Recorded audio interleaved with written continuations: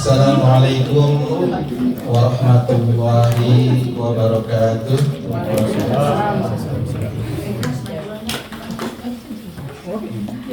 Alhamdulillah.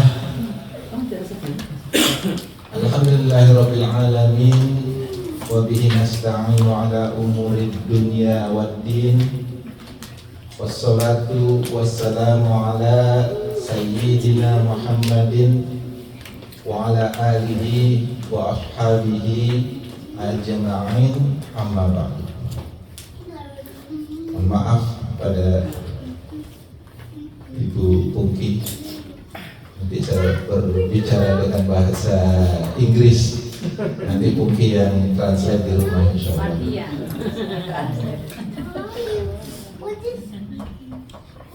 First of all, we thank Allah subhanahu wa ta'ala. We praise Allah subhanahu wa ta'ala for all the blessings that we have, including the blessings that we have today. Alhamdulillah, Allah subhanahu wa ta'ala give us the time, the ability, the strength to come to this pengajian, to this halaqah. And alhamdulillah, in this pengajian, our monthly halaqah, there is always plenty of food. Alhamdulillah, all of this food are very delicious. Alhamdulillah. Don't forget to take some home because Alhamdulillah. So alhamdulillah, this is blessing from Allah subhanahu wa ta'ala. Some of you may become empty hand, like most of the boys over here. But you can take home, inshallah. You can take home, especially if you are what's it called, the student, the kos-kosan student. We used to do that, right? I used to be a student here also, and usually during pengajian we take home, and during Ramadan almost every day we come to the masjid to get the food, the what you call it, iftar. Right? Alhamdulillah. So this is a blessing from Allah subhanahu wa ta'ala. And also I want to thanks for the host for this pengajian for this month, our Amir, Pak Aslim and Uniana, for preparing this pengajian, including organizing for the food. Alhamdulillah, this is a very nice place and very nice gathering. May Allah subhanahu wa ta'ala give us the reward for all of this, inshallah. Amin. Amin. Amin. We have also several people that coming from far away, especially myself. This is the reason why I'm asking to start the pengajian, because we have to go back to our house today, because tomorrow is a working day, so we cannot stay, for a longer time today in this place. But for everybody that local, you can stay after pengajian. That's okay. And also we have guests, or we have our members from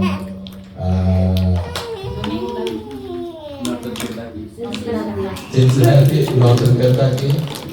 Okay, so that's about 1.5 hours driving. Now Allah subhanahu wa ta'ala give you the reward for this driving and for this distance that you take to come to this pengajian. Inshallah. Amin. So today, inshallah, I just want to remind myself and everybody here that we are, as a humans, we are actually brothers and sisters. We are brothers and sisters. Allah subhanahu wa ta'ala said in the Quran, in Surah An-Nisa. So if you have your cell phone or you have your Quran with you, Surah An-Nisa is surah or chapter 4, ayat 1. Okay, so I see Nisa is smile. This Nisa is smiling. So this is surah An-Nisa. Okay, An-Nisa mean woman. Okay, so Nisa mean woman. So alhamdulillah, we have Nisa over here, which is also woman. It's a girl. It's a inshallah Allah Subhanahu wa Ta'ala give you the blessings with your age. Amin. Amin. Alamin. So if you see the surah An-Nisa or chapter 4 ayat number 1, Allah Subhanahu wa Ta'ala says, Ya ayyuhan nasu taqu rabbakumul ladzi khalaqakum min nafsin wahidah. It's very clear. And this is actually our belief in Islam. Especially some of you already take biology, take evolution, and many of you children over here, our kids, they will be exposed to the science of biology, is called evolution. If we don't have the correct understanding about this evolution, you might get confused.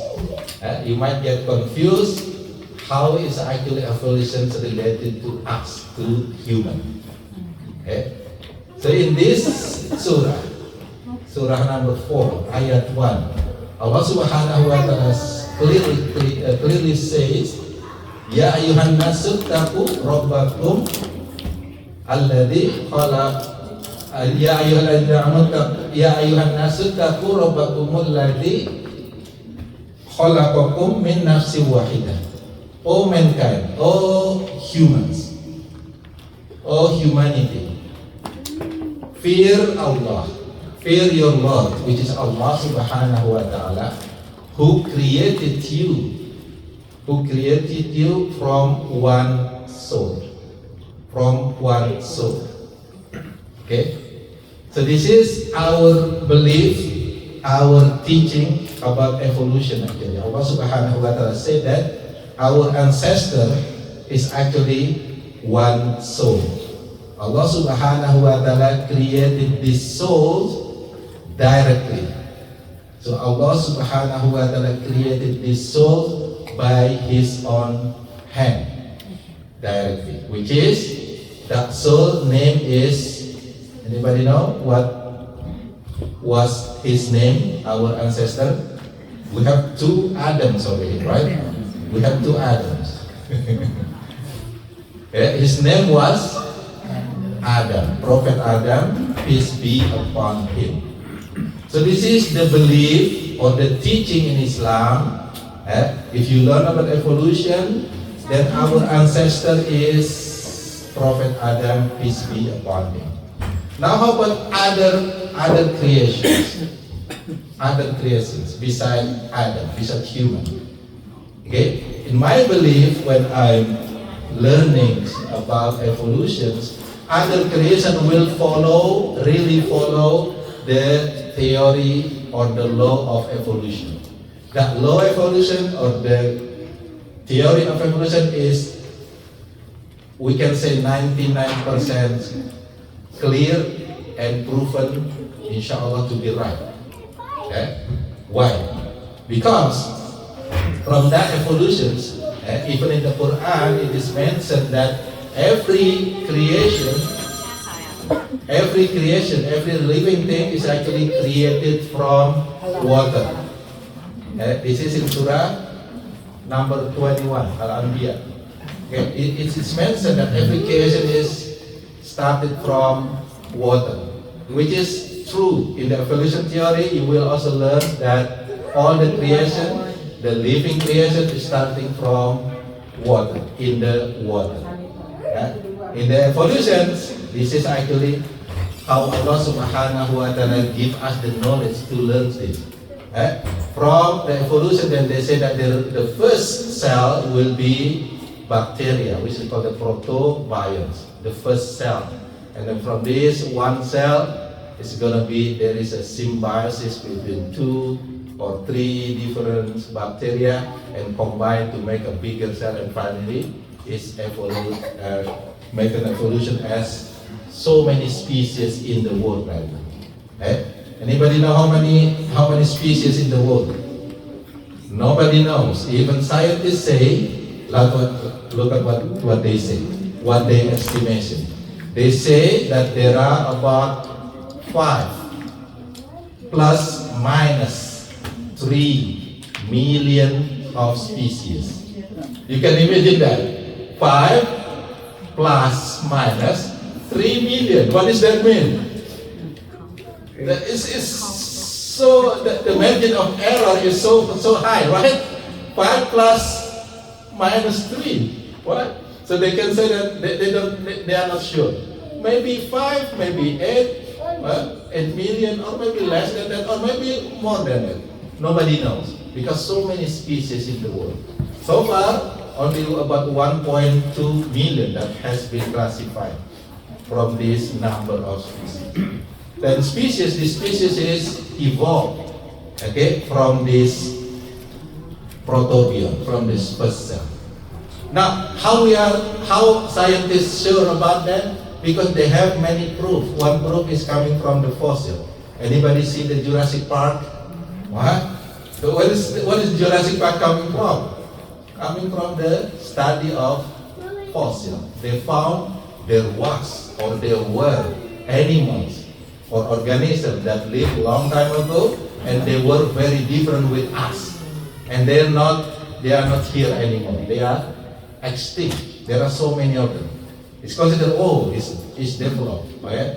And another example, evidence for evolution, they say that the structure of these animals, they are very similar. The one that closer, they're going to have very similar structure. For example, the cow, the horse, they're going to be similar. They say that it's going to be coming from the same or closer ancestor.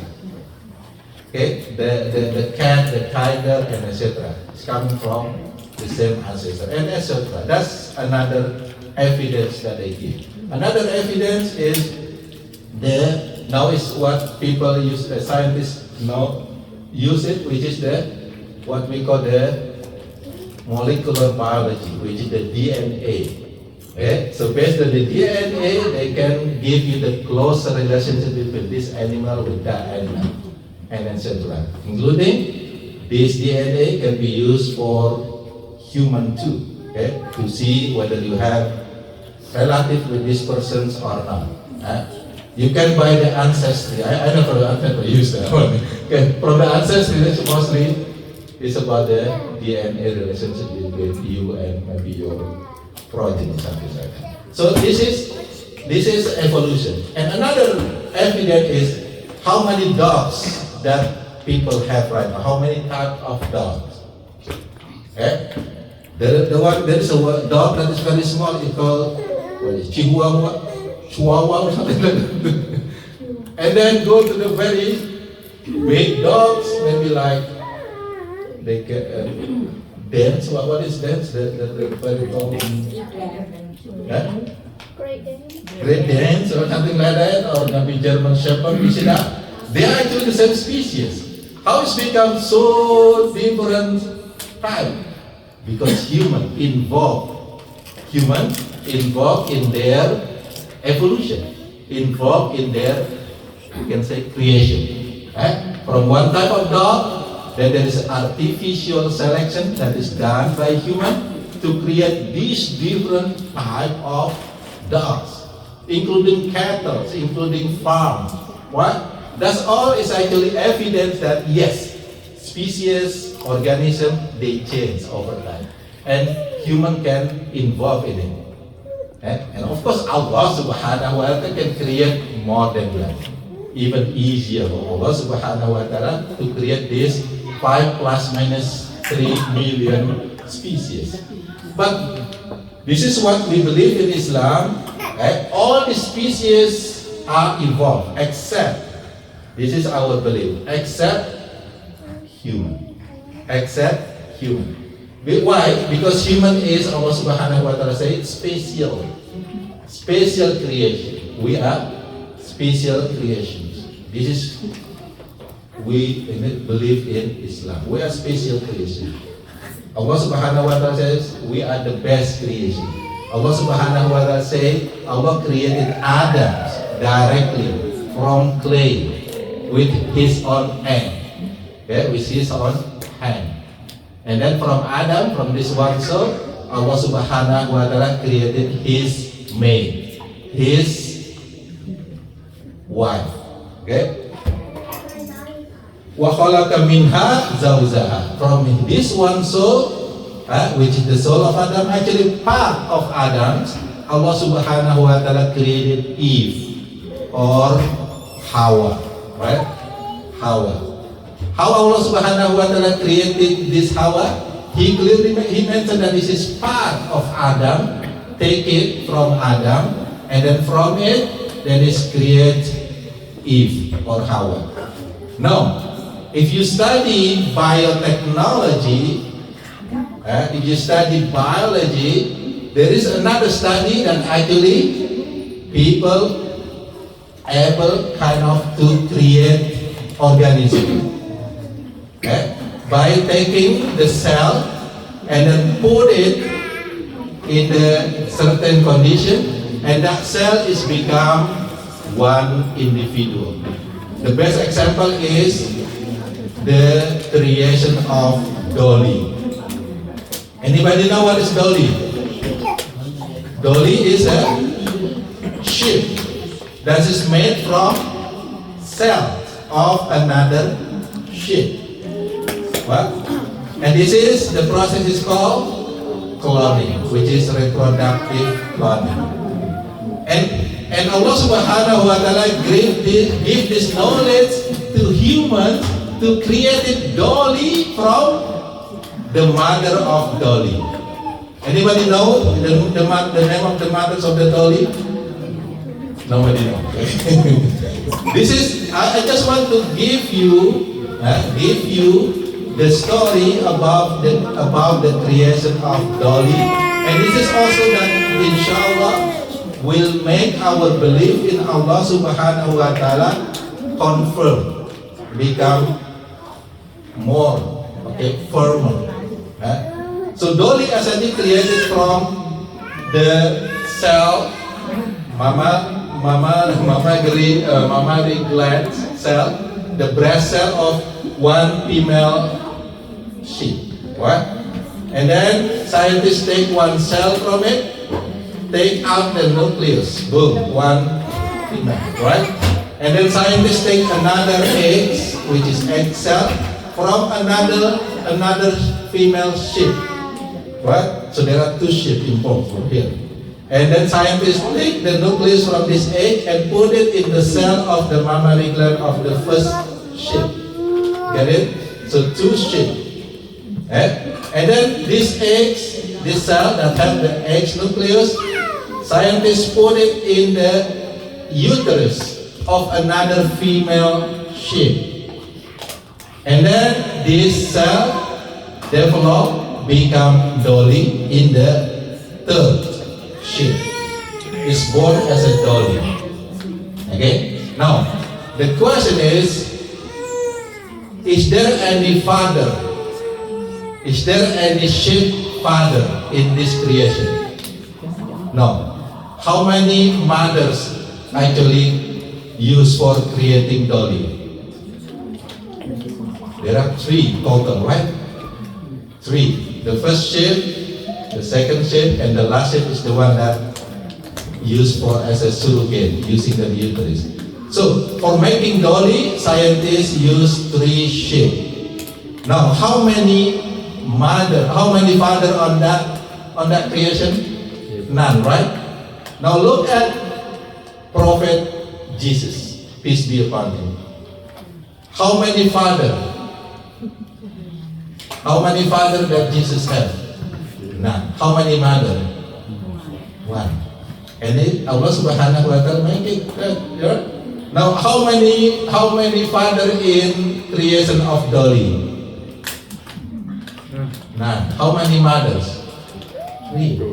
Okay. So for us, there is no confusion about this creation of Allah Subhanahu wa Ta'ala. If some believe, maybe say that Jesus is the Son of God. For us, it is not. Because Allah Subhanahu wa Ta'ala itself, for us that live right now, is showing us there is a technology that actually can create individual organism. It's called the cloning from part of cell of part of organism. What? Even without father, without mother. And Hawa or Eve was created from the part of Adam. Is there any mother there? No. Any father? Yes, actually, Adam is part, is actually considered as the father of Eve. If it is, we consider as it's coming from that cell of Adam. Okay, and how many fathers when Allah Subhanahu wa Ta'ala created Adam? How many mother? None. Okay, so it means that for Allah, any condition is possible. It's possible, right?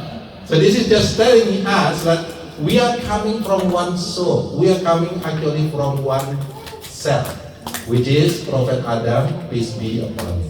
And Allah Subhanahu wa Ta'ala created Eve from part of Adam and make Eve as a wife of Adam. And from them Allah Subhanahu wa Ta'ala say, وَبَثَّ مِنْهُمَا رِجَالًا كَثِيرًا وَنِسَاءً. And from these two, mother and father, which is our father and mother, Adam and Eve, then Allah Subhanahu wa Ta'ala make them reproduce into many rijal and many nisa. Okay? A lot of boys and a lot of girls, a lot of male and female. So we are progeny of Adam and Eve. So we are actually all humanity. We are family. We are family. Okay, we are family. Okay. Wattaqullaha alladzi tasaaluna bihi wal arham. And fear Allah Subhanahu wa Ta'ala. Wal arham. Wal arham, it is very important for us as a family. Allah Subhanahu wa Ta'ala say rahim over here, arham. Wal arham mean do not cut. Never, ever, never, ever cut the rahim relationship, the womb relationship. Never, ever cut the kinship relationship. Never cut your brothers. Never cut your sister. Never say to your brother or sister, you are not my brother anymore. You are not my sister anymore. I am so angry to you. You are not my sister anymore. Do not say that ever, ever, or do not do that. Why? Prophet Muhammad sallallahu alaihi wasallam said, this is from Allah. Allah Subhanahu wa Ta'ala said, do not cut the brotherhood or sisterhood relationship between your sisters or brothers. And then Prophet Muhammad sallallahu alaihi wasallam said, la yadkhulul jannah qati'un. Okay, the one that cut the kinship, the womb's relationship, will not enter the paradise. It's clear. Okay? Every time you hear there is a punishment for doing something, okay? So punishment, like for example, enter the hell, or cannot enter the paradise. It means that action is a major sin. Okay, so cutting brotherhood, sisterhood relationship is one of the major sins in Islam. So this is clear, right? This is clear what Allah Subhanahu wa Ta'ala said, that we are coming from the same ancestor, which is Adam, from one soul, and we are brothers and sisters. Especially for the family, brother sister family, it is prohibited to cut the relationship. Never ever do that. Okay? Then Surah Al-Hujurat Surah number 49, ayat 13, Allah Subhanahu wa Ta'ala says, A'udzubillahi minasyaitonir rajim. Ya ayyuhan nasu inna khalaqnakum min dzakarin wa untha. O humanity, O mankind, you are created from male and female, which is Adam and Eve. Okay, so Allah Subhanahu wa Ta'ala say this again. Okay, وَجَعَلْنَاكُمْ شُعُوبًا وَقَبَائِلَ. And then Allah Subhanahu wa Ta'ala made you into tribes, into race, into nation. What does that mean? Does that mean that it is not my choice that I am born as Indonesian? It is not my choice that I have this skin color. It is not my choice that I have nice nose, right? Sharp nose like this, right? And it is not my choice, okay? That you, for example, some of you born as an American. It is not your choice. Because Allah Subhanahu wa Ta'ala said, وَجَعَلْنَاكُمْ. And Allah Subhanahu wa Ta'ala made you into different tribes, into different race, into different nation. For what? Lita'arafu. Okay, the goal of these different races, different tribes, different nation is for ta'arafu, to know one another, to work one another, to help each other. That's why Allah Subhanahu wa Ta'ala created into different tribes and race. For Allah, it's easy to create us into just one race, all Indonesia, for example. What? But it's not that good, right? All Indonesia. Where are you from? Indonesia. Where are you from? Indonesia. Oh, Indonesia. Or the same like, everybody name Happy. What's your name? Happy. You happy. Happy. So Allah Subhanahu wa Ta'ala make us different.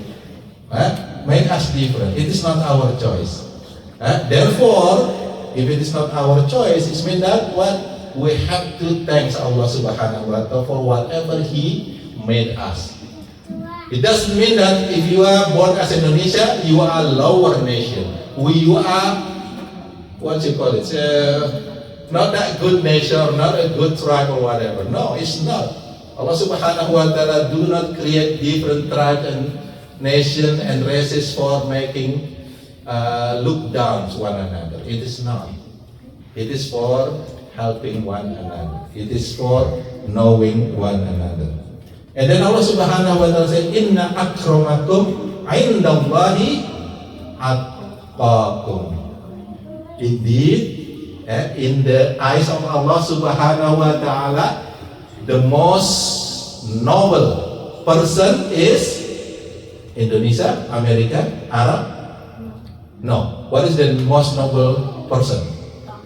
The one that have righteousness, the one that have more taqwa, the one that help people more, the one that nice to other people, the one that doing good to other people.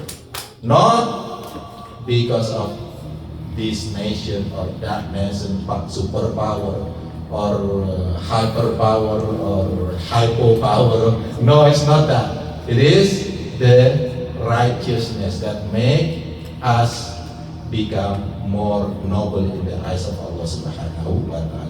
So if we want to compete one another, then we have to compete in this righteousness, helping one another.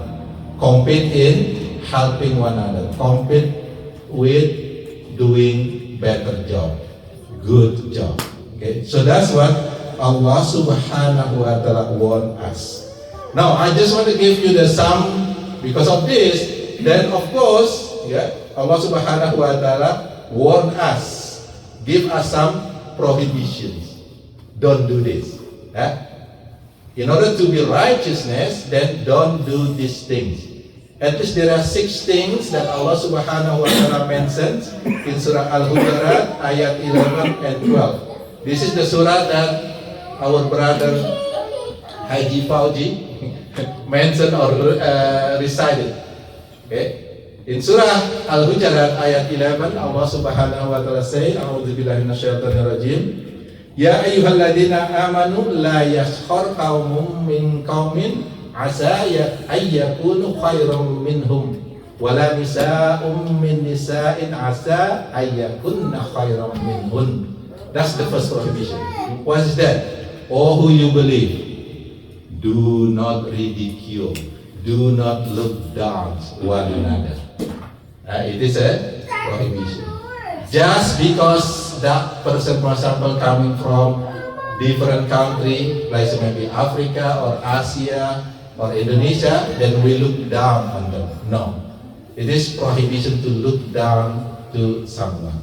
Just because of that person do not have a good car or a good carry bag, just don't look down to that person. Because this is not the one that make that person become noble. The one that make noble is righteousness. So Allah Subhanahu wa ta'ala, do not ridicule, do not look down to other people because of their condition, because of their physical condition, for example, or because of their original coming from, for example. Right? That's the first prohibition. The second prohibition, Allah Subhanahu wa ta'ala said, wala talmizu anfusakum. Do not insult one another. Do not insult one another. Sometimes what we say may be insulting someone. If we do that, we should ask forgiveness as soon as possible. Because it is prohibition to insult one another. The next one, Allah Subhanahu wa ta'ala say, wala tanabazu bil alqab. And do not call someone with name or with bad nickname. So in America it's call someone with name, it means that you call it with a bad nickname. Just because that person, for example, very short, you call him shorty. That's insult. Who said that? Just because that person bald, you call him baldy. Okay, sorry. This is an example. Okay, this is an example. Saya tersinggung, Pak. Just because that person is black, you call him blanky. What? So this is prohibition. You cannot do that.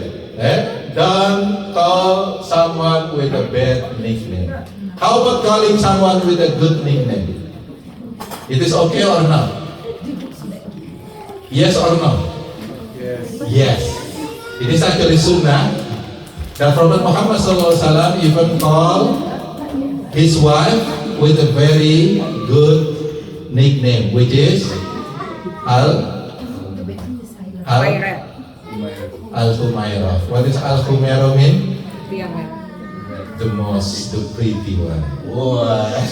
So call your wife Al-Humairah. If you cannot say it, just call honey.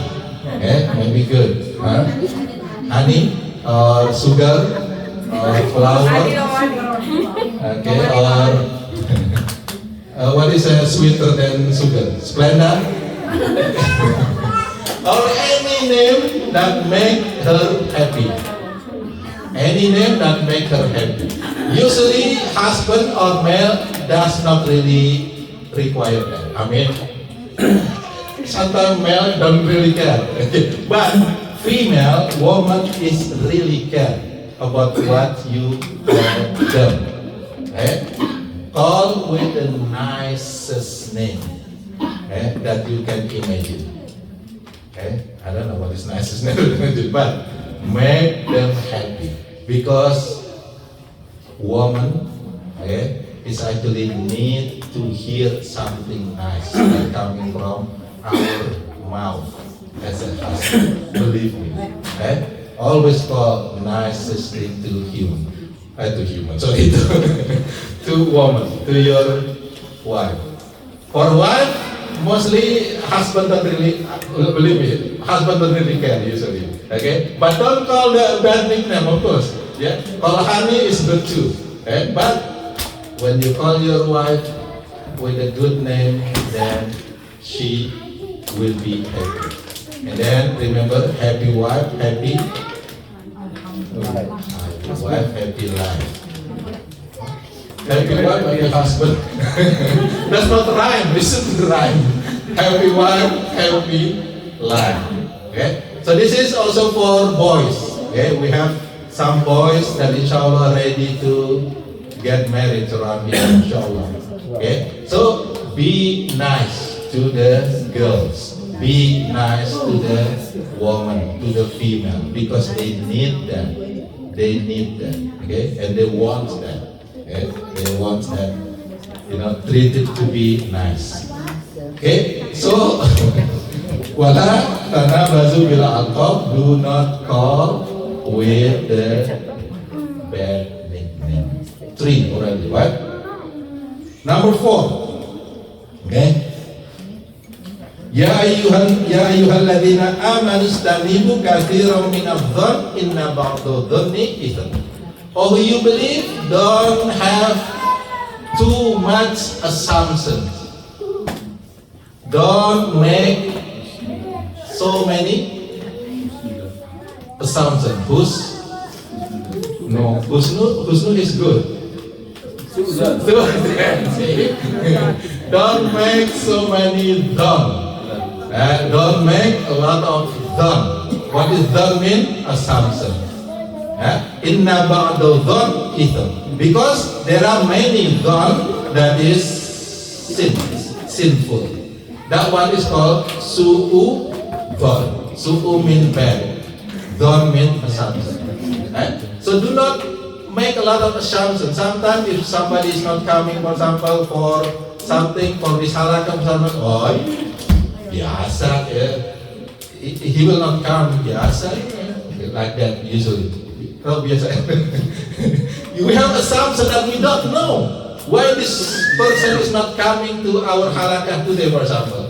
Do not make assumption, because your assumption may be not correct. If it is not correct, it has the tendency or the risk to be a bad assumption. It has a risk tendency to be sinful.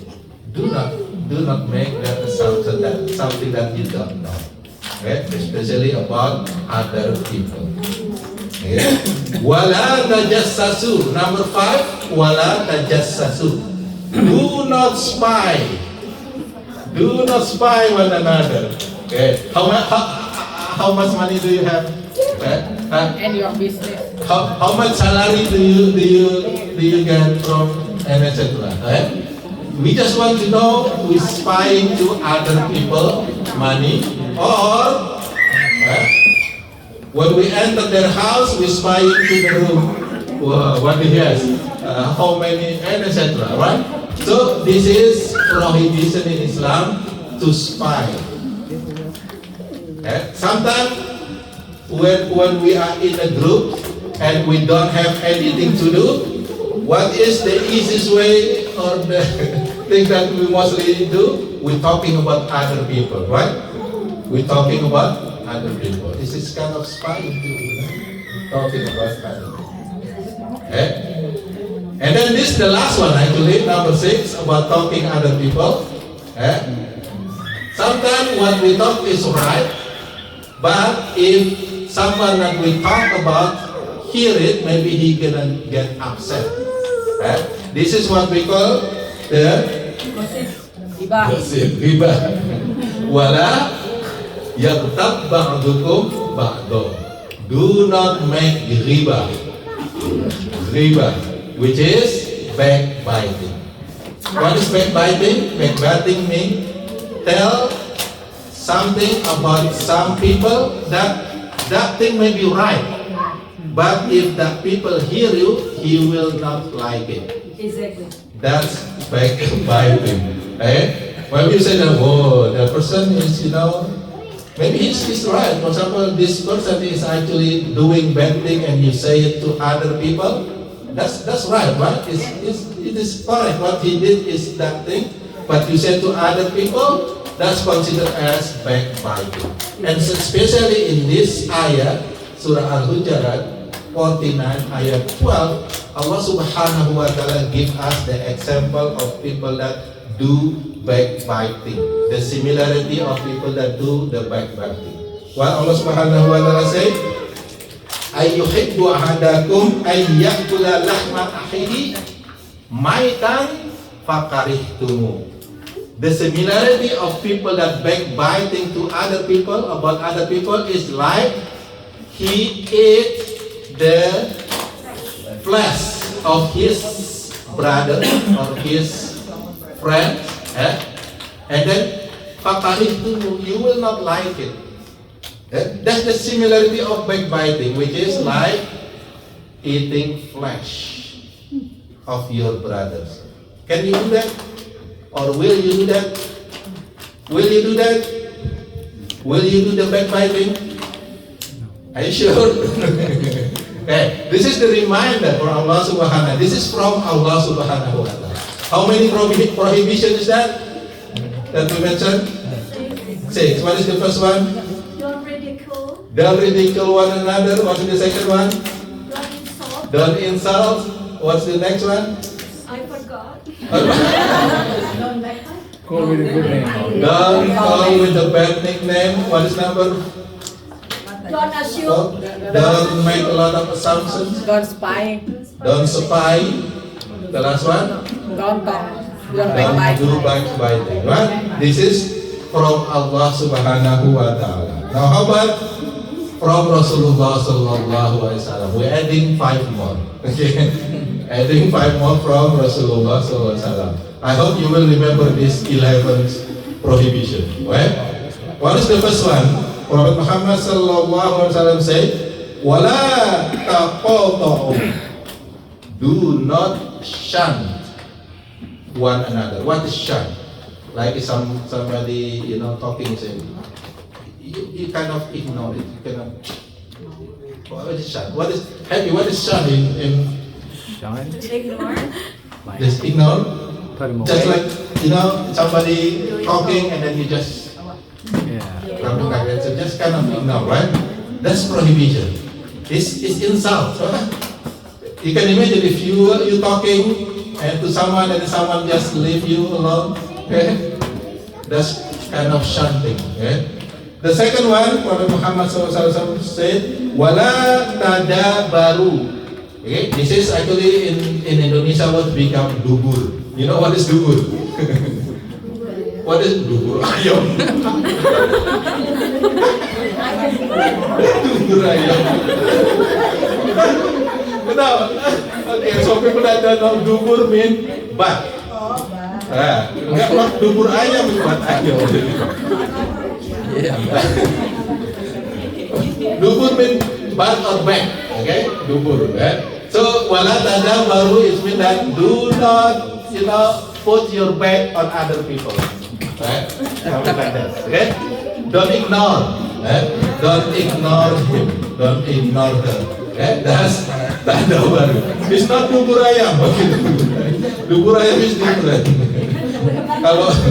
Kalau bubur ayam enak. Bubur ayam. Okay. Wala tabagadu. Okay? Do not angry or do not hate one another. Do not hate or angry one another. Okay? Wala tahasadu. Jangan. Do not hasud. What is hasad mean? Dengki. What is dengki? Envy. Do not envy one another. Do not envy one another. Okay? 4. What? Wa kunu ibadallahi ikhwana. Oh, the slave of Allah Subhanahu wa Ta'ala, you are brothers. You are brothers in Islam. Don't do this 4. And the last one, number 5. Number 5, Rasulullah Sallallahu Alaihi Wasallam said, "Wala yahillu lil muslimin ay yahjura akhahu fawqa salasati ayyam." Ayam. Ayam mean days. Ayam mean days, right? Yamun mean 1 day. Ayam many days. Okay, that's ayat. No. Prophet Muhammad SAW said over here, it is not halal. Wala yahillu lil Muslim. It is not halal if you are Muslim, okay, to ignore, to hate, to angry with your friends, with your brothers, with your sister for more than 3 days. Salah satu ayam. It means that it is all okay, get angry a little bit. This is this natural one, but do not, angry more than 3 days. After 3 days, then after 3 days, after 3 days, then we good again. Okay. So 3 days okay, Pak, ya? 3 days is okay. This is normal angry, not that. Because there are some people they are so angry, even they hate one another until 7 generations. Well, yes, that's Indonesian angry sometimes. Right? Angry or hate someone for 7 generations. Right? What does 7 generation mean? This person angry to this person, and then he teach his children to be angry to this person. And then the children tell the grandchildren, to be angry to this person until 7 generations they angry with this, become enemy, right?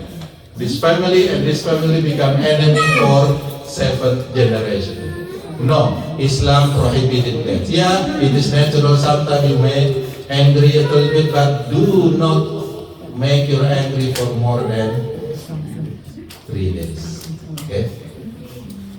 So may Allah Subhanahu wa Ta'ala give us this understanding. Okay. Again, let's say 11 prohibition. Okay. Quiz. What is the first one in the Quran?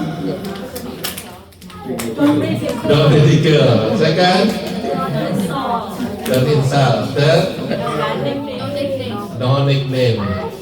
Fourth, don't make a lot of assumptions. 5, don't make fight. Good job. 6, Big five. huh? No gossip. Already baik.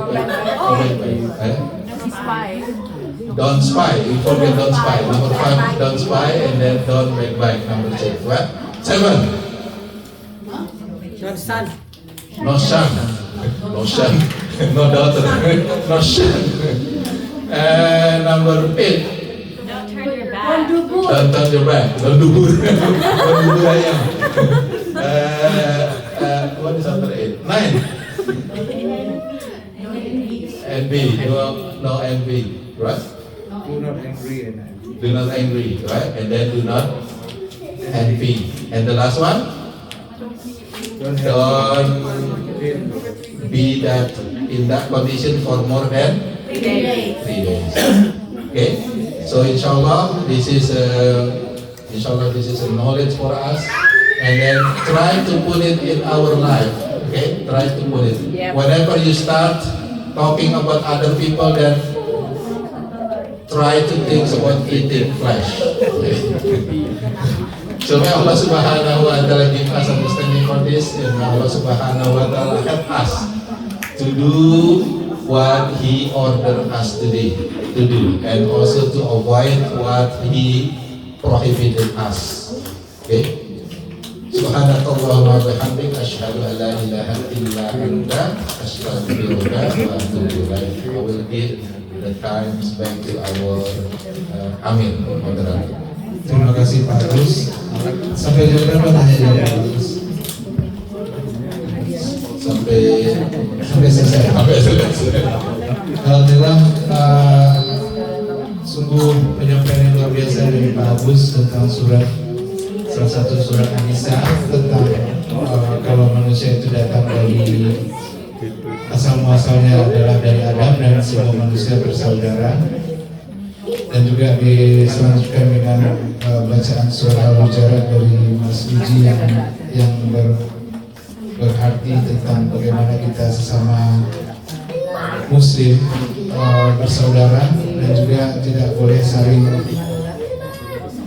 hasad, dengki dan segala macam 11 amalan yang dibilang oleh Pak Agus tadi. Dan ini mungkin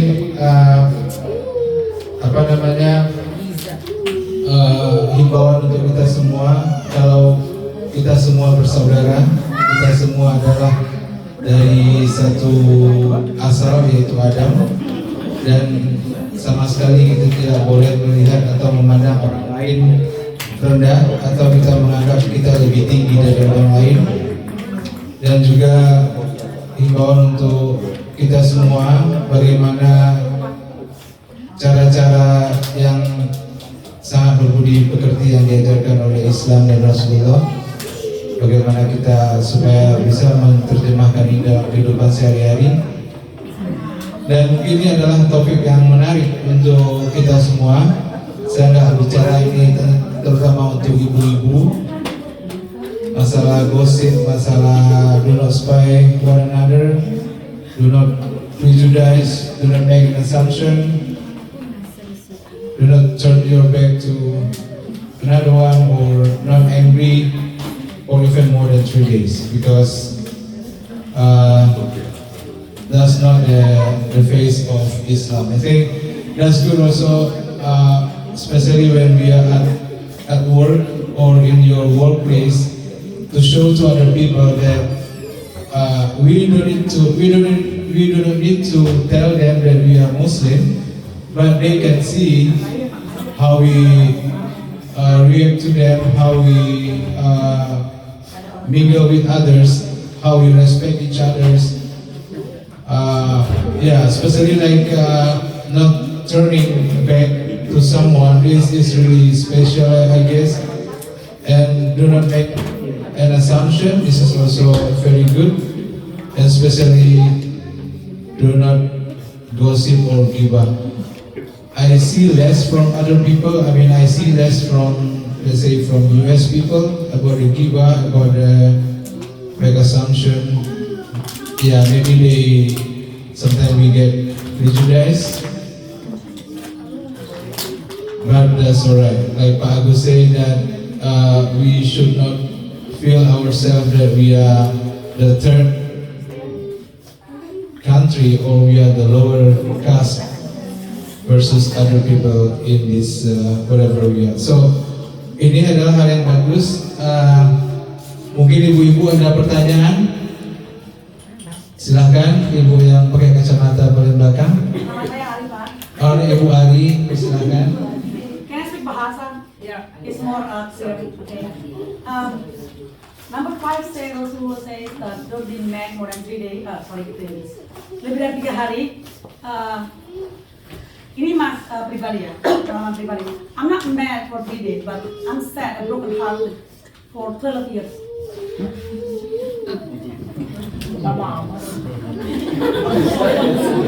That's what I feel. Maybe mungkin saya nggak pernah ngobrol di sini ya. Ngasih tahu waktu kesedihan saya waktu itu sampai sekarang yang saya simpan. Jadi selama hampir kurang lebih 12 tahun saya menahan sedih. Jadi kalau saya cerita tetap sedih lagi gitu. Itu gimana tuh Pak? Terhadap orang itu. Iya, beda antara marah mungkin sama sedih gitu ya. Kecuali kalau sedih itu diikuti dengan marah, itu nanti jatuhnya marah. Marah sih. Marahnya ya. Because talking about me, talking about my son. Yeah. Jadi dalam Islam itu diajarkan kita untuk bisa memaafkan. Makanya dalam Islam diperbolehkan kita untuk marah, tapi tetap dijaga jangan terlalu lama. Karena 3 hari itu diharapkan kita bisa cool down.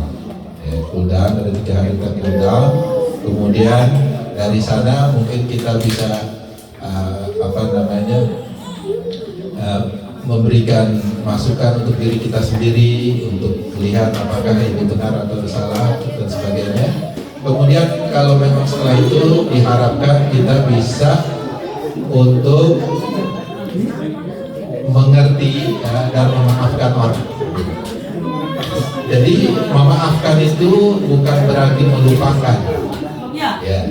Jadi memaafkan itu bukan berarti melupakan. Bisa aja kita tetap ingat perbuatan orang tersebut terhadap kita.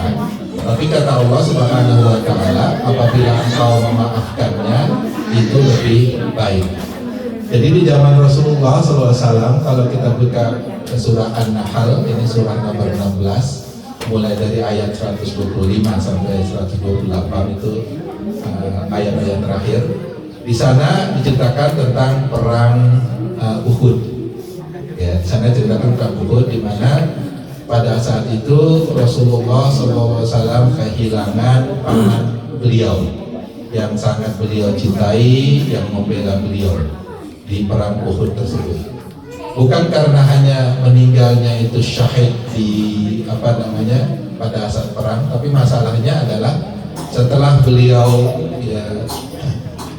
paman beliau itu meninggal dunia, kemudian tubuhnya dipotong-potong gitu, hidungnya dipotong, kupingnya dipotong, sampai jantungnya pun dikeluarkan dari dada paman beliau. Siapa yang ingat siapa nama paman beliau yang meninggal di syahid di perang Uhud dan diperlakukan seperti itu? Hamzah. Ya. Kemudian Allah Subhanahu wa Ta'ala, Rasulullah sangat marah, sangat wajar ya, marah itu kan nggak masalah kan, karena marah itu sifat manusia. Rasulullah sangat marah pada saat itu, kenapa paman beliau pada diperlakukan seperti itu, sudah mati kok masih dicincang-cincang gitu.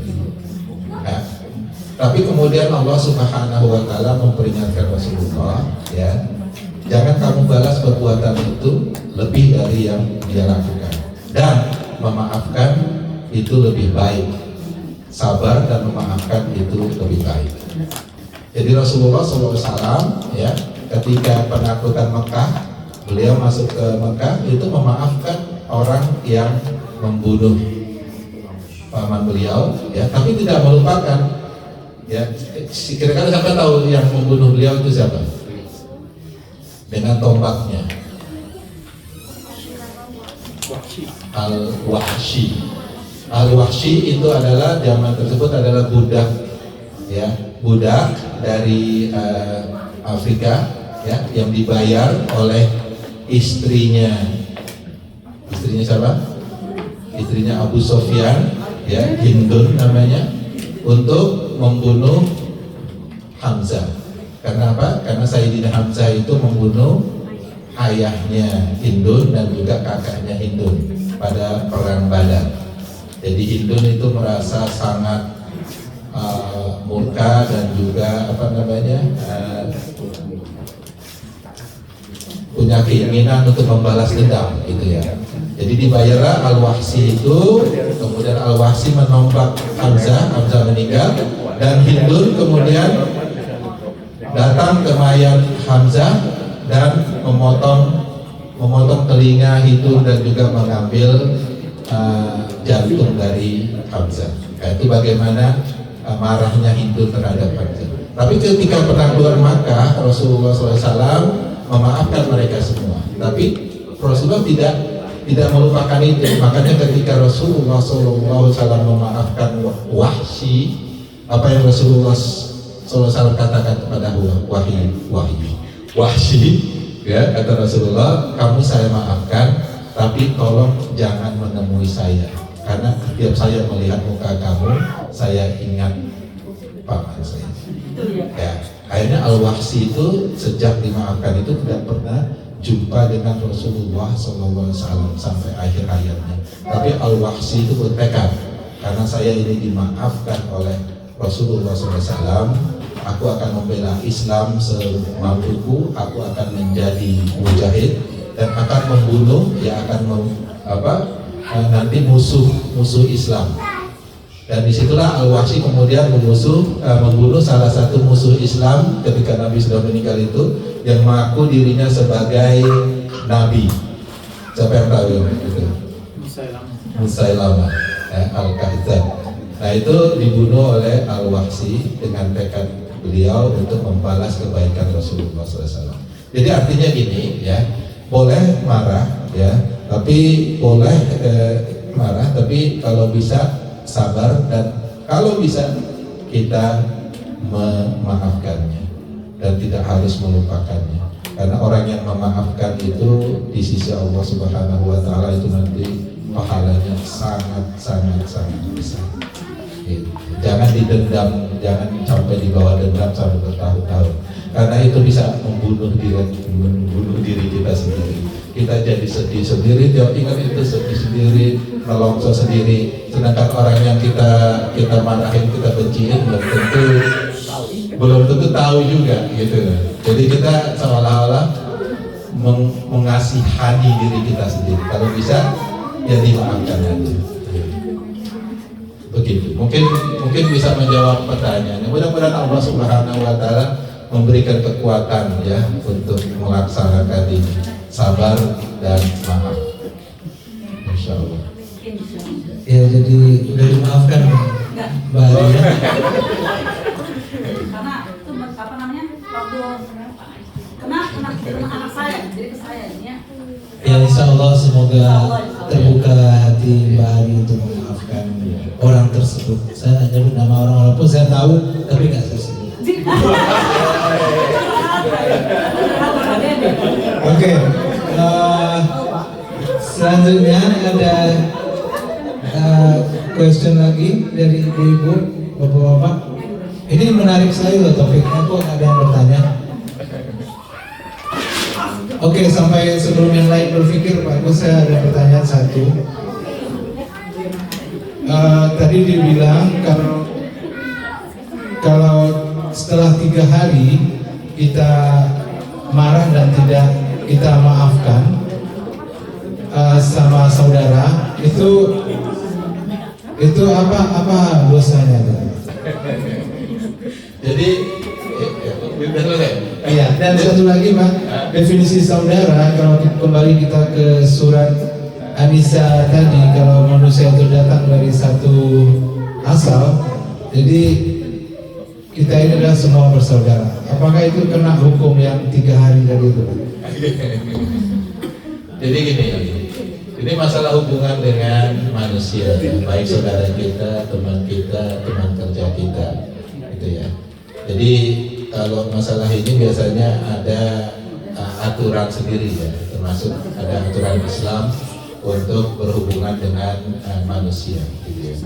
Dan memang sudah wajar, kadang-kadang berhubungan manusia itu kadang-kadang ada jengkelnya juga ya. Kita merasa jengkel itu biasa, gitu ya. Jadi bukan berarti kita nggak boleh jengkel, boleh aja jengkel, nggak boleh marah, boleh aja marah itu. Tapi di dalam Islam jelas sekali aturannya. Kalau kita jengkel, kita marah pada seseorang, ini nggak perlu harus saudara kita, pokoknya siapa saja yang masalah marah ini, ya itu jangan dibawa sampai ke hati, jangan dibawa sampai berlama-lama. Ya Rasulullah memberi batasan paling tidak 3 hari lah, setelah 3 hari lupakanlah kalau bisa, ya maafkanlah, jangan jengkel lagi, karena itu sebenarnya nanti larinya juga ke masalah kesehatan juga. Jadi biasanya orang yang jengkel terus, yang marah terus, itu suka mati mendadak. Karena apa? Tekanan darah tinggi lah, ya kan, jantung dan sebagainya. Itu larinya itu. Karena memang ada hubungannya antara stres dan kesehatan, itu hubungannya sangat erat, ya, antara stres dan kesehatan. Kalau kita suka marah, suka jengkel bertahun-tahun lama, itu larinya ke stres dan ke jantung, ke semuanya, darah tinggi semuanya. Dan itu di Indonesia kena angin duduk kalau orang bilang, itu biasanya penyakit jantung. Nah, jadi ada di Islam itu memang diberi aturan seperti itu. Boleh marah, boleh jengkel, tapi kalau bisa jangan lama-lama. Bolehlah sampai 3 hari. Kemudian untuk masalah yang namanya rahim tadi, ya di surat An-Nisa, yang tidak boleh diputuskan itu, ya, hubungan itu, terutama adalah hubungan yang bersifat rahim. Mohon perhatian ibu-ibu, bapak semua. Jadi saudara yang dari satu rahim. Nah, jadi satu rahim itu yang kinship kalau bahasa Amerika ini. Jadi jangan memutus persaudaraan yang dari satu rahim. Itu yang nanti diancam dengan hukuman neraka. Wala yadkhulul jannah qati'un, tidak akan masuk surga orang yang memutuskan persaudaraan, tali persaudaraan. Maaf, ini memang sering terjadi soalnya ya, apalagi kalau kita akui aja lah ya, orang Indonesia itu ya, ini walaupun nggak semuanya tapi suka terjadi. Kalau sudah pembagian warisan itu biasanya mulai saling memutuskan persaudaraan karena nggak dapat bagian yang dia inginkan. Akhirnya apa? Dia putuskan dari persaudaraannya dengan saudaranya. Kakaknya dapat tanah lebih banyak misalnya, udah marah. Adiknya dapat lebih banyak, marah. Makanya di Islam itu warisan itu diatur sebegitu ketatnya ya, agar tidak terjadi perselisihan tersebut.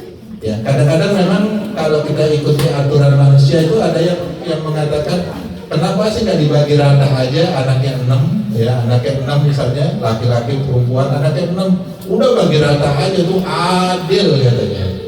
Belum tentu bagi rata itu adil. Makanya Islam tuh dihitung serinci-rincinya masalah warisan itu, bukan yang bagi rata itu yang adil, tapi yang ngikutin ini nih yang adil. Gitu. Karena apa, nanti hubungannya dengan kewajiban-kewajiban lain. Kadang-kadang kan perempuan bilang, kenapa kok laki-laki dapat 2 kali lebih banyak dari perempuan di Islam? Islam itu nggak adil. Kalau ngelihat hukum warisan doang memang nggak adil. Kalau cuma stop di hukum warisan. Tapi harus juga lihat hukum nafkah nanti di sana. Jadi hukum warisan sama hukum nafkah paling nggak harus dipelajari dua-duanya itu. Apa nafkah itu? Nafkah itu adalah kewajiban yang kita harus lakukan terhadap orang yang kita nafkahi. Itu namanya nafkah. Termasuk orang yang kita nafkahi tentunya adalah bagi laki-laki, anak dan istri. Bagi perempuan tidak ada. Hebat kan? Perempuan itu nggak wajib menafkahi siapapun. Dari segi kewajiban ya, bukan dari masalah sunnah atau apa, dari masalah kewajiban. Siapa yang wajib memberi nafkah? Suami atau istri? Suami.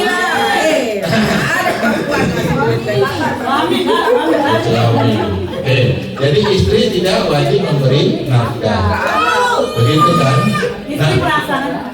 Istri kalau istri punya duit itu adalah duit istri. Kalau suami punya duit itu duit istri. Bener kan ibu-ibu? Emang iya. Suara hati. Jadi memang seperti itu. Makanya yang termasuk dinafkahi itu adalah pertama anak dan istri. Yang kedua adalah orang tua yang sudah tidak mampu lagi. Artinya orang tua yang tidak mempunyai pendapatan lagi, itu menjadi kewajiban anak laki-lakinya untuk menafkahi orang tua. Yang ketiga adalah saudara perempuan dari anak laki-laki tersebut. Tapi saudara perempuan ini syaratnya tidak ada yang menafkahi dia. Artinya kalau dia perempuannya, saudara kita punya suami, yaitu suaminya urusannya. Tapi kalau saudara perempuan kita, baik kakak atau adik itu janda misalnya, nggak punya kerjaan, maka kita sebagai laki-laki itu wajib menafkahi saudara kita. Tentunya semampu kita, bukan kewajibannya. Kewajiban itu nanti nggak sama antara kewajiban untuk anak istri kita, untuk orang tua kita, untuk adik-adik kita, nggak bisa disamakan. Tapi yang jelas kita wajib menafkahi orang-orang tersebut. Makanya laki-laki itu diberikan 2 kali harta lebih banyak. Karena apa? Karena hartanya dia nanti digunakan untuk dia sendiri dan juga untuk menafkahi yang lain. Sedangkan perempuan dapatnya setengah dari laki-laki. Katakan laki-laki dapat $1 million, ya. Yang perempuan dapat $500,000. Wah, banyak kan? Banyak buat sendiri. $500,000 buat siapa? Sendiri. Buat sendiri. Ya. Jadi gitu. Jadi perempuan nggak boleh iri kalau laki-laki laki-laki dapat 2 kali karena itu yang Allah Subhanahu wa taala katakan yang seadil-adilnya di sana. Bukan yang bagi rata. Maaf, kadang-kadang sebagian culture di negara kita ada yang menyamaratakan aja biar gampang katanya. Pokoknya dibagi rata aja lah. Semua dapat 1 miliar. Itu kan masuk neraka kan kalau nggak diikutin ya. Oh iya, karena Lamanya lagi. karena di surat An-Nisa di ayat 13 ancaman bagi yang tidak melaksanakan hukum waris itu adalah neraka langsung. Jadi, Iya, jadi artinya itu dosa besar kalau tidak mengikuti hukum waris. Nah, begitu. Tapi kalau mau nanti masalah hukum waris lebih jelas, nanti kita bisa punya sesi tersendiri bagaimana ngitungnya. Saya pun ada apa namanya, punya programnya. Ada tuh Pak, kita Pak. Hah? Apa ini? Programnya, Ya, solidnya. ada programnya, kemudian bagaimana caranya, bahkan insya Allah ya dari program itu bisa dikeluarkan semacam sertifikat misalnya. Katakanlah misalnya siapa yang mau meninggalkan? Enggak ada ya. Siapa ada? Udin, enggak ada nama Udin ya? Udin ya. Katakanlah Udin mau meninggal, Udin itu bisa kita buatkan sertifikat warisan atas nama Udin. Jadi di sana dituliskan apabila Udin meninggal, gitu ya, maka sekian persen ini untuk si Anu. Itu tulis semua. Kalau dia masih punya bapaknya nanti dapat warisan. Ingat bapak juga dapat warisan loh. Kalau dia masih punya ibu nanti dapat warisan. Nanti istrinya berapa persen, anak laki-lakinya berapa persen, anak perempuannya berapa persen dan sebagainya. Nah dari sertifikat itu bisa dikasih ke dia. Nanti kalau dia meninggal, keluarganya udah tahu. Oh iya ini dapat sekian persen. Bagus kalau perempuan harta ibu boleh bagi harta kalau harta ibu misalkan harta ibunya meninggal duluan, dia punya harta itu boleh bagi harta kan? Enggak, semua harus ada hukumnya. hukum waris itu individual, laki-laki atau perempuan harus ikut hukum waris. Jadi yang meninggal itu laki-laki atau perempuan tidak ada masalah, semuanya ikut hukum waris. Dari perempuan ini makanya seperti saya bilang tadi, nanti kalau bagi yang pengen ikut misalnya itu ya semacam apa ya, pelatihan lah, pelatihan hukum waris, nanti di rumah bisa membuat sertifikat warisan untuk dirinya sendiri. Oke, kalau saya meninggal, ini bapak saya dapat sekian, istri saya sekian, anak-anak saya sekian, kakak saya bagaimana ya? Nanti ada hitungannya itu, ada yang istilahnya terhapus sama anaknya, gitu. Iya, kalau dan punya anak sebagainya. laki maafin. Jadi begitu. Jadi kalau itu ada perlu sesi khusus untuk itu, insya Allah. Tapi yang jelas dalam Islam hukum waris itu harus dilaksanakan. Kalau bisa segera mungkin, jangan sampai bertahun-tahun ditunggu.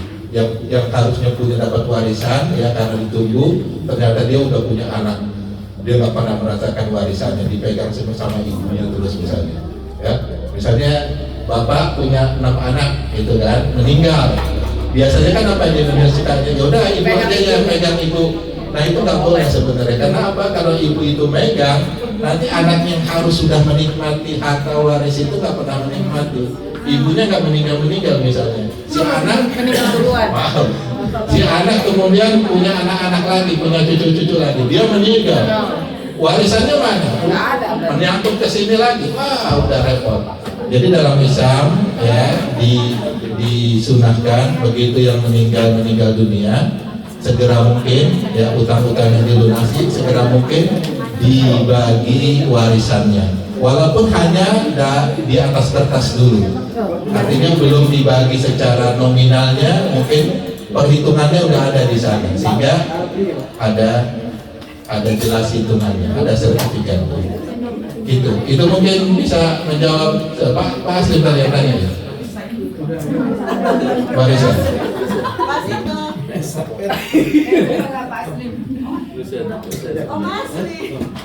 Ya. Oh iya. Ada pertanyaan lagi. Ibu Cita juga mau nanya saya Ada Pak. Sana. Itu ada Pak. masih sehubungan dengan warisan. Warisito. Kalau misalnya ada seorang suami sebelum meninggal, Iya. dia membuat surat wasiat Iya. kepada anak-anaknya atau keluarganya. Iya. Lalu suaminya meninggal, Iya. mana yang harus didahulukan atau harus di Ya, itu di season warisan. Jadi gini, jadi sebelum harta warisan itu diwariskan kepada yang berhak, ya, itu harus dibayarkan dulu beberapa hal. Pertama, hutangnya harus dilunasi dulu. Gitu ya.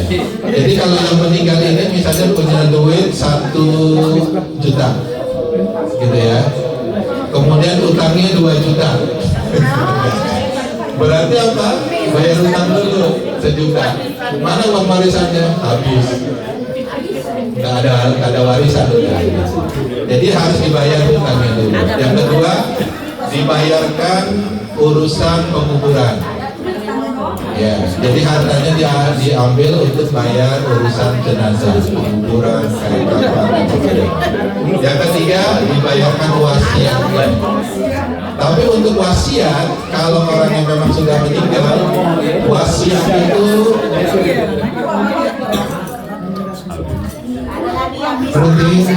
perhatikan, tes, perhatikan. Ulangi lagi bagus ya. Artinya ya Wak ya. Jadi yang namanya wasiat itu, ya, itu adalah sesuatu yang dibayarkan ketika orangnya sudah meninggal, namanya wasiat. Nah, wasiat itu tidak boleh lebih dari 1/3 harta. Kalau misalnya orangnya mewasiatkan, nanti semua harta kita, kalau saya meninggal dikasih ke anak yang pertama, tidak bisa. Diambil 1/3. Jadi gini, saya lupa. Jadi wasiat itu Ibu-ibu. wasiat itu tidak boleh dibuat untuk ahli waris. Jadi ahli waris itu tidak boleh mendapatkan wasiat. Artinya wasiat kalau di atas namakan ahli waris itu enggak, dalam Islam tidak berlaku. Misalnya orang tua mengatakan kalau saya meninggal saya wasiatkan seluruh sawah saya untuk anak saya yang pertama. Tidak berlaku. Karena apa? Karena anak itu semuanya dapat warisan. Wasiat itu bisa diberikan kepada untuk hal-hal begini loh. Dalam Islam itu kan dibolehkan memelihara anak orang lain kan, tapi bukan sebagai anak kita sendiri, gitu ya. Nah, anak itu nggak dapat warisan. Kadang-kadang kalau kita menikah dengan jande, ya, jande muda seperti air dalam kolam itu, Bisa aja. kan dia punya anak tuh, ya. Dapat bonus. Anaknya itu nggak dapat warisan kita. Oh gitu Pak. Karena bukan anak kita. Nah, itu bisa disiasati dengan wasiat. Gandanya Pak? Hah? Jandanya dapat warisan untuk istri kita. Nah, jadi wasiat, kalau kita wasiatkan misalnya, oke, saya wasiatkan seluruh harta saya untuk anak tiri saya, kan boleh tuh bikin Istri wasiat. kedua gitu ya, boleh juga. Untuk anak tiri saya. Itu ketika dibuat wasiat itu, ya, ketika dia meninggal, maka tidak boleh diambil semuanya, hanya 1/3 maksimum. Misalnya hartanya 1 juta, maka cuma 250.000 dikasih ke anak tiri tersebut. Sisanya harus dijadikan warisan. Jadi wasiat tidak boleh melebihi 1/3. Pertama, wasiat tidak boleh untuk anak sendiri atau ahli waris sendiri. Bagus kalau perjanjian misalkan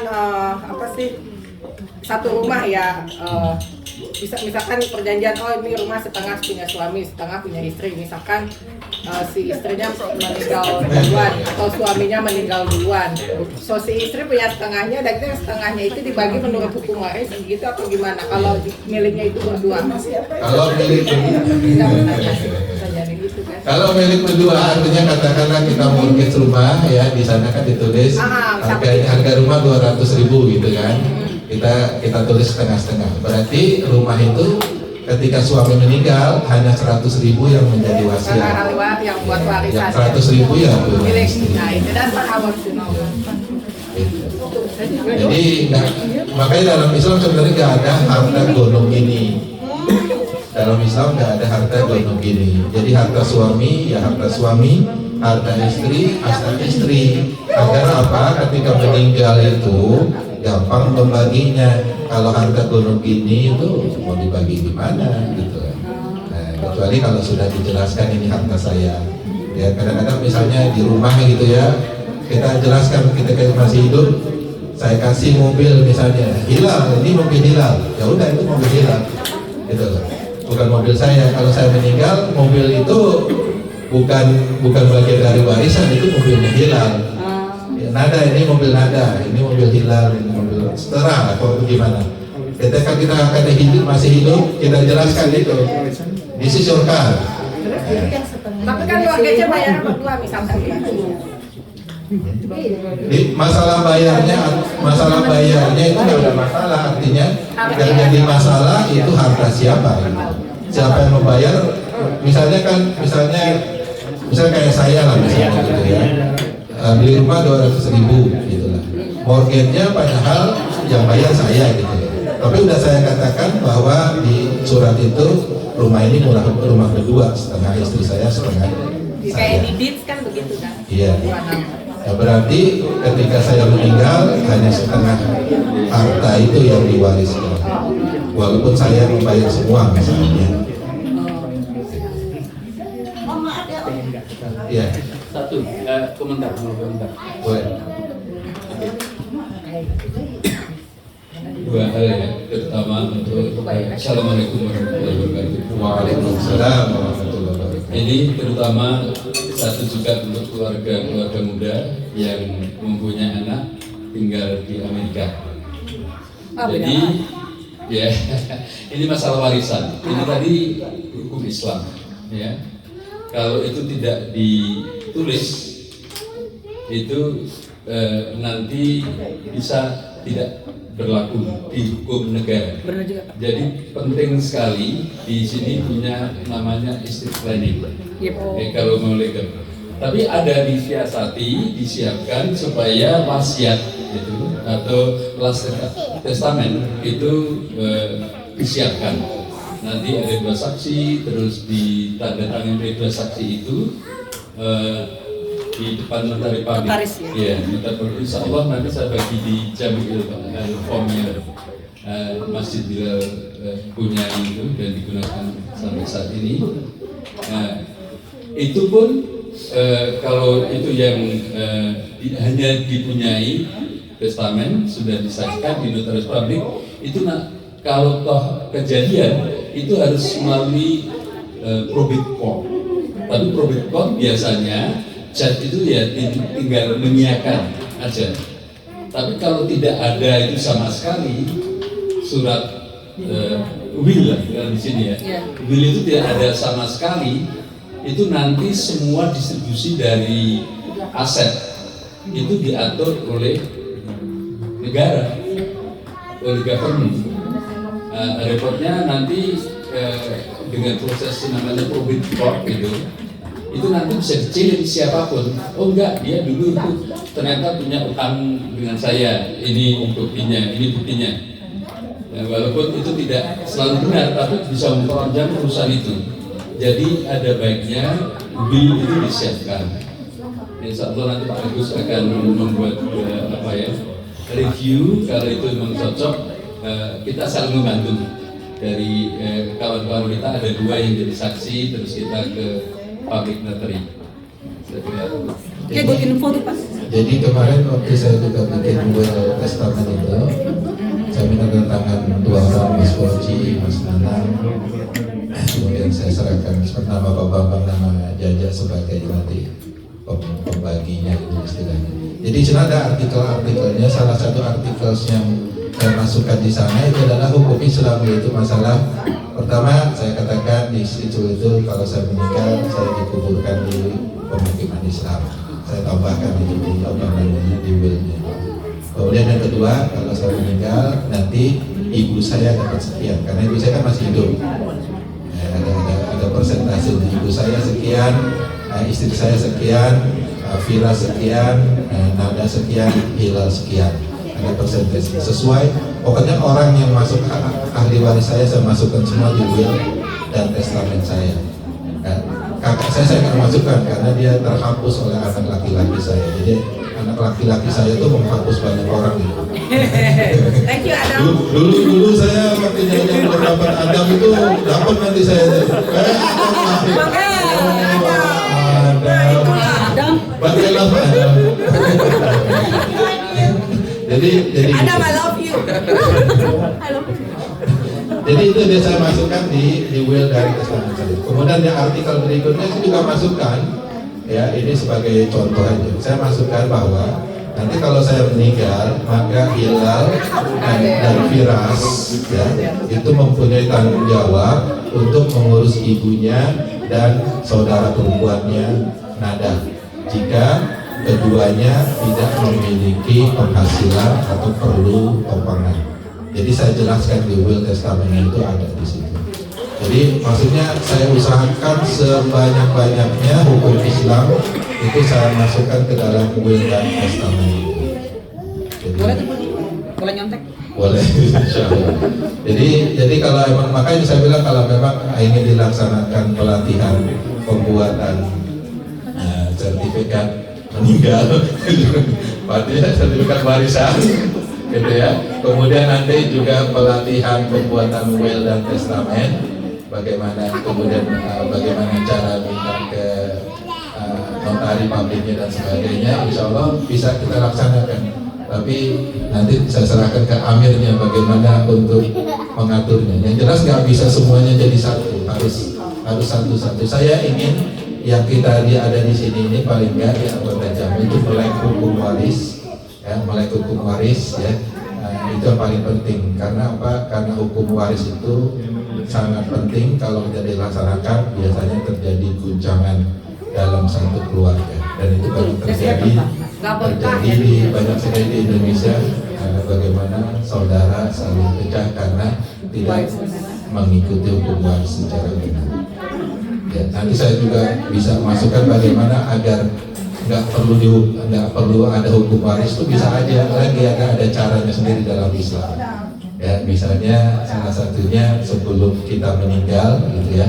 Kalau kita tidak ingin mewariskan harta kita, itu bisa kita bagi langsung sebagai hibah ke anak-anak kita, ke istri kita. Sehingga waktu kita meninggal kita mungkin hanya punya $1 misalnya, dan itu yang juga alhamdulillah dilakukan oleh ibu saya di Jakarta. Ibu saya masih hidup tapi hartanya sudah dibagi semua ke anak-anaknya. Sedangkan ibu sekarang hidup dengan salah satu anaknya kita yang ini. Jadi kita udah punya harta dari ibu tanpa harus berantem di warisan lagi. Nah, tapi itu juga harus ada hukumnya juga nanti ada caranya sendiri. Itu mungkin salah satu ide ya untuk memenuhi orang-orang yang mengatakan kenapa tidak bagi rata aja supaya adil. Itu bisa sebenarnya, tapi syaratnya orangnya harus masih hidup. Kalau udah meninggal, udah nggak bisa lagi dibagi rata, harus ikut waris. Jadi kalau di Amerika ini antara hukum Amerika sama hukum Islam kita harus bikin surat dulu, Pak. Yang will. Bisa dimasukkan. Ya will itu kan hukum Amerika. Tapi di willnya itu kita masukkan hukum Islam. Warisannya kita lagi masukin di articles dari will dan testament. Anak buat. Tapi itu will testament itu sertifikat segala macam nanti bisa berubah kalau ahli waris ada yang meninggal itu harus berubah lagi. Iya. Sama dengan will testament juga gitu. Tapi nggak masalah, will itu nggak terlalu susah kok bikinnya. Artinya misalnya ada satu meninggal ya bikin will yang baru. Anak saya cuma satu, Pak. Nanti kalau dapat anak lagi kan beda lagi.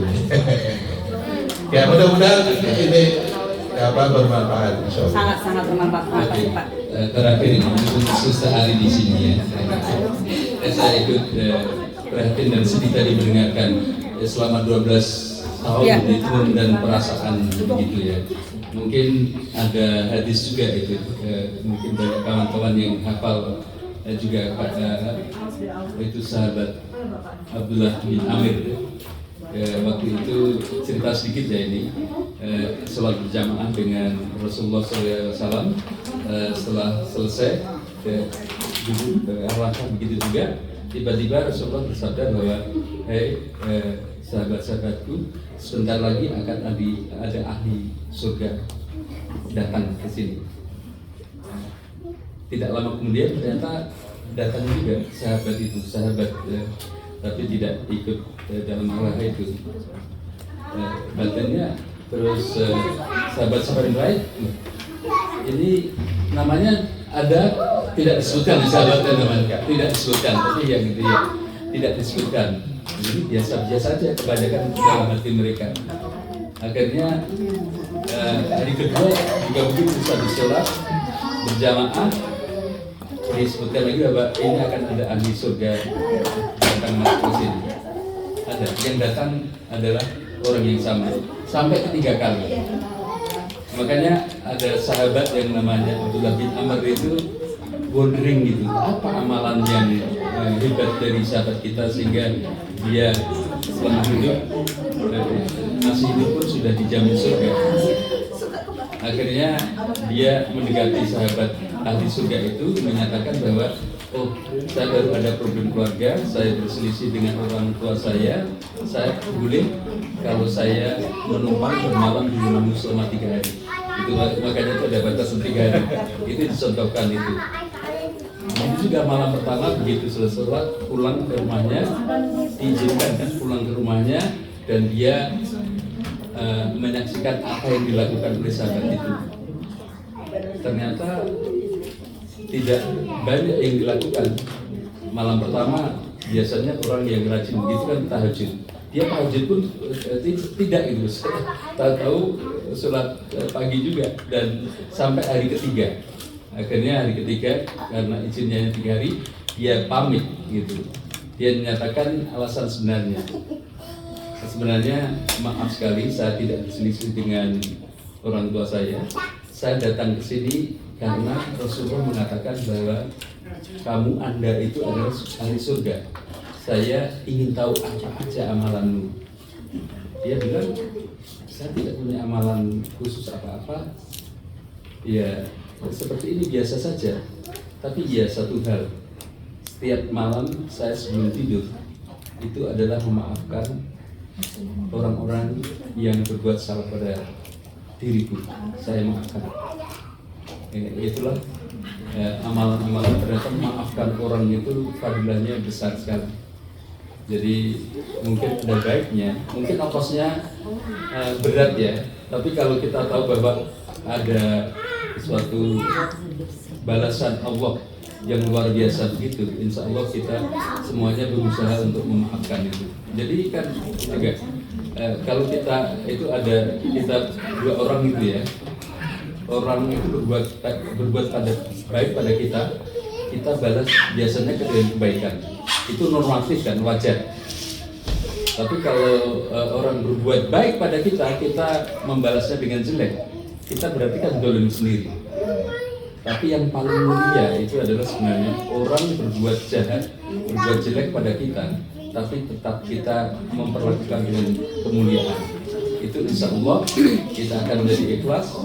Latihan, saya juga belum bisa 100%, tapi berusaha untuk begitu, tidak akan memendam dendam, tidak akan itu akan membuat ketenangan hidup kita insya Allah. Saya yakin sisa hari bisa melakukan itu, apalagi kalau dengan saudara-saudaranya atau sahabat dekatnya. Waktu 12 tahun itu waktu yang lama sekali dengan memandang kemarahan. Saya sih nggak marah, Pak. Iya. Sedih dan broken Iya, heart. sedih ya. That's the reason I'm not join to the Jamil group. So that's the reason. It's like quit. Oh ternyata, bayangkan dengan saudara. Oke, ini berarti sekarang saling memaafkan sekarang. Itu bukan salah pengertian saja. Ya. Saya kira tadi salah pengertian dengan saudara yang di Indonesia atau Oke, jadi Saya keep for 12 years. Oke. itu kita bisa punya season sendiri dengan Ustaz sama Amir untuk menyelesaikan itu insyaallah. Ya, jadi ada ini apa istilahnya untuk lupakanlah kebaikan pada orang lain, tapi jangan lupakan kebaikan orang lain terhadap kita. Ingatlah keburukan kita terhadap orang lain, tapi jangan ingat keburukan orang lain terhadap kita. Karena apa? Agar kita menjadi selalu baik insyaallah. Saya rasa waktu udah ini ya, karena saya harus driving pulang juga. Mohon doanya sedikit bagus, doa bersama sebentar. Insyaallah. Marilah kita berdoa kepada Allah Subhanahu wa taala agar kita dimudahkan ya untuk berbuat baik, untuk melakukan segala perintah Allah Subhanahu wa taala, dan juga dimudahkan kita untuk menjauhkan semua larangan-larangannya. Al-Fatihah. Bismillahirrahmanirrahim. Alhamdulillah. Iyyaka na'budu wa iyyaka nasta'in. Ihdinas siratal mustaqim. Siratal ladzina an'amta 'alaihim ghairil maghdubi 'alaihim waladdallin. Bismillahirrahmanirrahim. Nastaghfirullahal azim, nastaghfirullahal azim, nastaghfirullahal azim. Allahumma shalli ala sayyidina Muhammadin wa ala alihi wa ashabihi ajma'in. Rabbi ighfir lana wa liwalidina warhamhuma kama rabbayana shighara. Rabbi ighfir lana wa liwalidina wa liikhwatina wa akhawatina wa adkhilna fi rahmatik wa anta arhamur rahimin. Rabbi ighfir lana wa liwalidina wa li jami'il muslimina wal muslimat wal mu'minina wal mu'minat al ahya'i minhum wal amwat innaka antas sami'ul qaribul mujibud da'wat wa ya qadil hajat. Allahumma inna nas'aluka 'ilman nafi'an wa rizqan thayyiban wa 'amalan mutaqabbalan. Allahumma inna nas'aluka 'ilman nafi'an wa rizqan wasi'an wa shifaan min kulli da'in wa siqamin bi rahmatika ya arhamar rahimin. Allahumma inna nas'aluka salamatan fid din wa afiyatan fil jasad wa ziyadatan fil 'ilm wa barakatan fil rizq wa taubatan qabla al-maut wa rahmatan 'inda al-maut wa maghfiratan ba'da al-maut. Allahumma hawwin 'alaina fi sakaratil maut. Rabbana hab lana min azwajina wa dhurriyyatina qurrata a'yun waj'alna lil muttaqina imama. Rabbi ij'alna muqimi shalawatina wa min dhurriyyatina Rabbana wa taqabbal du'a. Rabbana taqabbal minna innaka antas samiul alim wa tub 'alaina innaka antat tawwabur rahim. Rabbana atina min ladunka rahmatan wa hayyi' lana min amrina rasyada. Rabbana atina fid dunya hasanah wa fil akhirati hasanah wa qina adzabannar. Sallallahu ala sayyidina Muhammadin wa ala alihi wa ashabihi ajma'in. Subhana rabbika rabbil izzati amma yasifun wa salamun ala mursalin walhamdulillahi rabbil alamin. Wabillahi taufiq wal hidayah. Wassalamu alaikum warahmatullahi wabarakatuh. Terima kasih Pak Agus. Demikianlah Bapak Ibu Ibu sekalian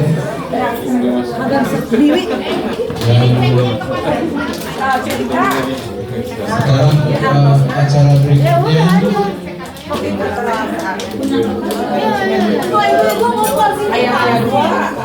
Saya oh ibu-ibu kumpul sini.